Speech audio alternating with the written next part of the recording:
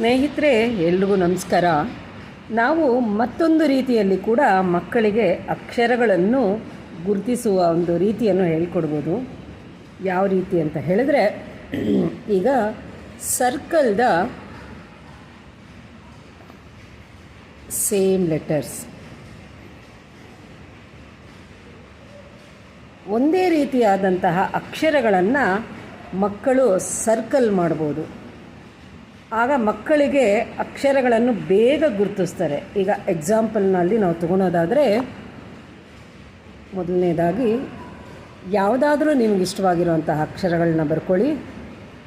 ಈಗ ಡಿ ಅಂತ ಆಗಿರ್ಬೋದು, M N B O R. ನಾನಿಲ್ಲಿ ಒಂದು 3 examples ಕೊಡ್ತಾಯಿದ್ದೀನಿ.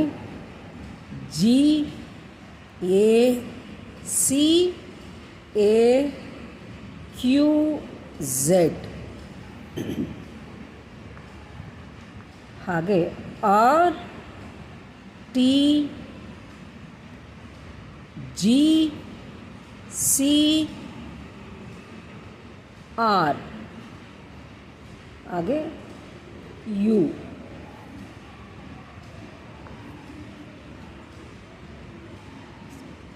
V E H N V I. ನೋಡಿ, ಈ 4 ಎಕ್ಸಾಂಪಲ್ಸ್ ಮಕ್ಕಳಿಗೆ ನೀವು ಬರ್ಕೊಟ್ಬಿಟ್ಟು, ಇದರಲ್ಲಿ ಈಗ ಮೊದಲನೇದರಲ್ಲಿ ಪ್ರತಿಯೊಂದು ಅಕ್ಷರನೂ ಅಂದರೆ ಪ್ರತಿಯೊಂದು ಲೆಟರ್ಸ್ನೂ ಮಗುಗೆ ಓದು ಅಂತ ಹೇಳಬೇಕು. ನೋಡಿ, D M N D O R ಅಂತ ಮಗು ಓದಿದಾಗ ಇಲ್ಲಿ ಒಂದೇ ರೀತಿಯಾದಂಥ ಅಕ್ಷರಗಳು ಯಾವುದಿದೆ ಹೇಳು ಅಂತ ಹೇಳಬೇಕು. ನೀವು ಮಗುಗೆ ಅದನ್ನು ಸರ್ಕಲ್ ಮಾಡು ಅಂತ ಹೇಳಬೇಕು. ಮಗು ಗಮನಿಸುತ್ತೆ ಅಲ್ಲ, ಇನ್ನು ಎಲ್ಲ ಅಕ್ಷರಗಳನ್ನು ಅಥವಾ ಎಲ್ಲ ಲೆಟರ್ಸ್ನೆಲ್ಲ ಅದು ಪ್ರೊನೌನ್ಸ್ ಮಾಡ್ಕೊಂಡು ಹೋಗುತ್ತೆ. ಆಗ ಒಂದೇ ರೀತಿಯಾಗಿರುವಂತಹ ಡಿನ ಈ ರೀತಿಯಾಗಿ ಸರ್ಕಲ್ ಮಾಡು ಅಂತ ಹೇಳಬೇಕಾಗುತ್ತೆ. ಮಗು ತಾನಾಗೆ ಮಾಡುತ್ತೆ ಕೂಡ. ಹಾಗೆ ಇಲ್ಲಿನೂ ಅಷ್ಟೇ same, G A C A Q Z. ಸ್ವಲ್ಪ ಅದುವೇ ಕನ್ಫ್ಯೂಷನ್ ಆಗುತ್ತೆ.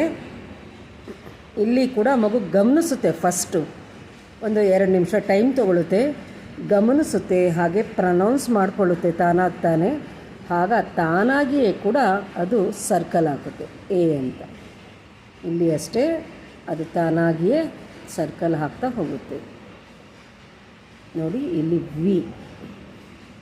ಈಗ ನೋಡಿ, ಈ ರೀತಿಯಾಗಿ ನೀವು ಪ್ರಾಕ್ಟೀಸ್ ಮಾಡಿಸ್ತಾ ನೀವು ಕರೆಕ್ಟ್ ಅಂತ ಹೇಳಿಬಿಟ್ಟು ಮಗುಗೆ ಒಂದು ಸ್ಮೈಲಿ ಆಗಲಿ ಅಥವಾ ಒಂದು ಗುಡ್ ಅನ್ನೋ ಒಂದು ಕೊಟ್ಟಾಗ ಮಗು ತುಂಬಾ ಖುಷಿ ಬಿದ್ದು ಕಲಿಕೆ ಹತ್ರ ಅಂದರೆ ಕಲಿಕೆಗೆ ತುಂಬ ಇಂಟ್ರೆಸ್ಟ್ ನೋಡಿಸುತ್ತೆ. ಫ್ರೆಂಡ್ಸ್, ಇದನ್ನು ಒಂದು 5 ನಿಮಿಷ, ದಿನಕ್ಕೆ ಒಂದು 5 ನಿಮಿಷ ನಿಮ್ಮ ಬಿಡುವಿನ ವೇಳೆಯಲ್ಲಾಗಿರ್ಬೋದು, ನಿಮ್ಮ ಕೆಲಸದ ಅವಧಿಯಲ್ಲಿ ಏನೋ ನೀವು ಕೆಲಸ ಮಾಡ್ತಾ ಇರುವಂತಹ ಸಂದರ್ಭದಲ್ಲಿಯೇ ಕೂಡ ನೀವು ಮಕ್ಕಳಿಗೆ ಈ ರೀತಿಯಾಗಿ ಅಕ್ಷರಗಳ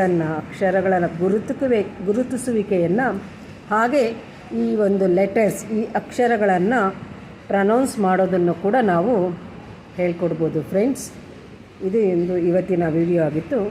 ಮತ್ತೆ ಮುಂದಿನ ವಿಡಿಯೋದಲ್ಲಿ ಸಿಗ್ತೀನಿ. ಅಲ್ಲಿವರೆಗೂ ಎಲ್ರಿಗೂ ನಮಸ್ಕಾರ ಸ್ನೇಹಿತರೆ.